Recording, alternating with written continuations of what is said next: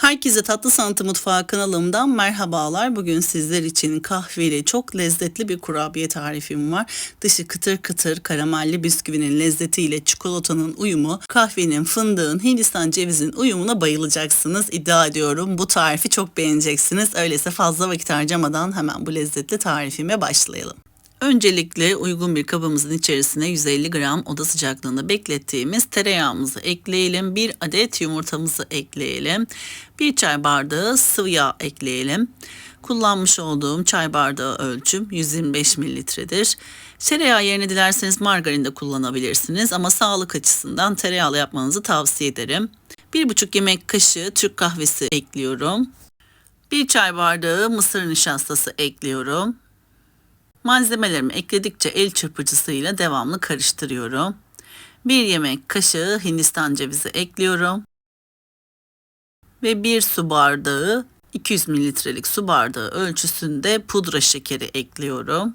Bu malzemelerimi de el çırpıcısıyla karıştırıyorum. Bu arada tereyağı yerine dilerseniz margarin de kullanabilirsiniz. Sağlık açısından margarin değil de tereyağlı yapmanızı tavsiye ederim. 1 çay bardağı çekilmiş fındık ekliyorum. Fındık yerine dilerseniz ceviz de ekleyebilirsiniz. Ben bazen cevizli bazen de fındıklı yapıyorum. Her ikisi de çok yakışıyor. 1 çay bardağı çekilmiş fındığı da ekledikten sonra tekrardan el çırpıcısıyla şöyle bir karıştırıyorum. Bu malzemelerimizi karıştırdıktan sonra unumuzu ekleyebiliriz. Tam 4 su bardağı un ekliyorum. Kullanmış olduğum su bardağı ölçüm 200 mililitredir. 1 paket hamur kabartma tozu ve 1 paket toz vanilya ekliyorum. Unu her zaman tüm kurabiye tariflerinde kontrollü bir şekilde ekleyelim. Ben bu tarifi farklı zamanlarda ve farklı görsellerde hazırladığım için devamlı yaptığım bir kurabiye tarifidir. O yüzden tam ölçüdür. 4 su bardağı olarak unumu ekledim.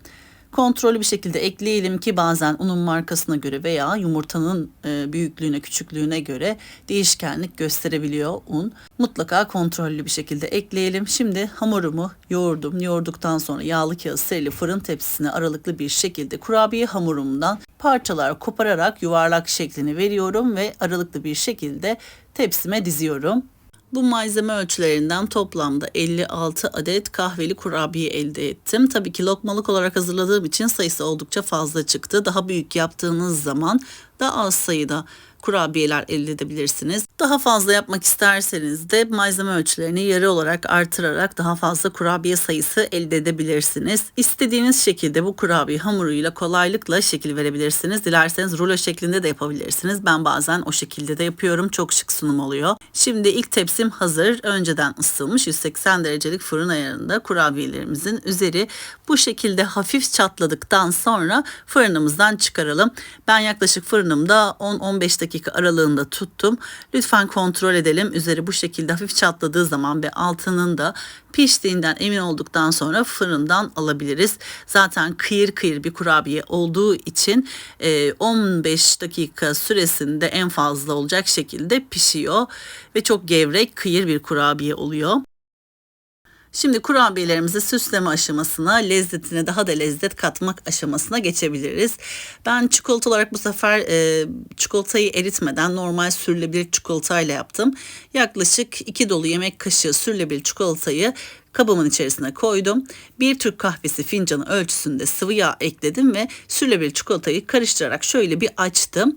Hafiften böyle akışkan bir kıvam olacak. Öyle olduktan sonra hazır demektir. Kurabiyeyi kaplamak içinse şimdi marka vermek istemiyorum açıkçası reklamı olmaması açısından ama hemen hemen büyük marketlerde bulunan bu karamelli bisküviden kullandım. 2-3 markası var. Hepsi de olabilir.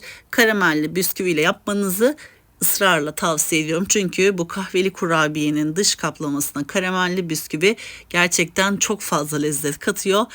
Bu şekilde denemenizi tavsiye ediyorum.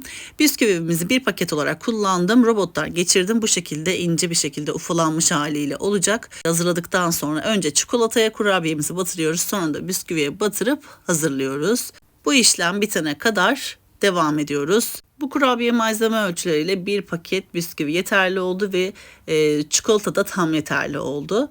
Daha az yaparsanız malzeme ölçülerini yarı olarak azaltabilirsiniz. Malzeme olarak bu bisküviyi bulamazsanız eğer üzerine dilerseniz çikolatayı batırdıktan sonra Hindistan cevizine bulayabilirsiniz veya Antep fıstığı tozuna bulayabilirsiniz. Toz fındık, çekilmiş ceviz veya file badem olarak da bulayıp yapabilirsiniz. Daha önce Hindistan cevizli, toz Antep fıstıklı olarak farklı şekillerde sizlerle bu tarifimi paylaşmıştım. Benim favorim bu şekilde. Bu tarifimi ilk kez paylaşıyorum. Karamelli bisküvili kahveli kurabiye gerçekten favoriniz olacağına eminim. Kurabiyelerimizi bu şekilde hazırladıktan sonra buzdolabında çikolatanın biraz soğumasını bekleyelim. Yaklaşık bir 15 dakika kadar buzdolabında dinlendirin, sonra servis edebilirsiniz.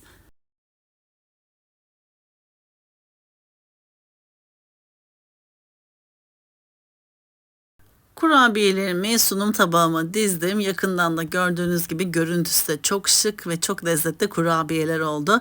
Şimdiden deneyecek olanlara afiyet olsun. Sizlere hemen yakından dokusunu, kıyırlığını göstermek istiyorum. Çoğu takipçim paylaştığım kurabiyelerde sadece ısırıkla yakından böyle iç kısmını görmek istemiyor. Çatalla da ezebilir misiniz? Dokusunu tam görmek istiyoruz diyorlar. O yüzden bu kurabiyeyi de şimdi hem ısırık alarak sizlere göstermek istiyorum, hem de çatalla ezildiğinde hemen nasıl dağıldığını, kıyır olduğunu göstermek istiyorum. Tabii ki haklı olarak her kurabiye tarifinin dokusu farklı oluyor.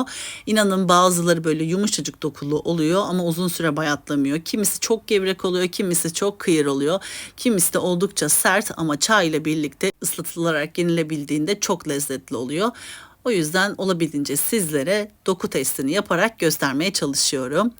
Yakından da gördüğünüz gibi lezzeti görüntüsünden belli oluyor. Sizler bu videomu ve tarifimi beğendiyseniz eğer sevdiklerinizle paylaşabilirsiniz. Sizler yakından iç dokusunu izlerken küçük bir hatırlatmada bulunmak istiyorum. YouTube kanalıma henüz abone olmadıysanız YouTube kanalıma abone olmayı, paylaştığım videolarıma beğeni bırakmayı lütfen unutmayınız. Gün aşırı yepyeni tariflerimi kanalımda sizler için paylaşıyorum. Anında haberdar olabilmek için bildirim zilini lütfen açınız. Böylelikle yepyeni tariflerimi ilk siz görmüş olacaksınız. Beni hangi şehirden veya ülkelerden takip ediyorsanız yorum kısmına yazabilirsiniz. Hepinize teker teker dönüş sağlıyor olacağım.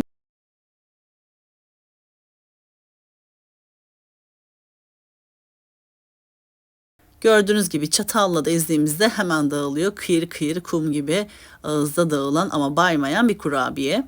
Tarifimi denedikten sonra yorum kısmına düşüncelerinizi yazmanızı rica ediyorum. Çünkü bu tarifimi denememiş olan kıymetli takipçilerim için sizin düşünceleriniz fikir olmuş olacaktır.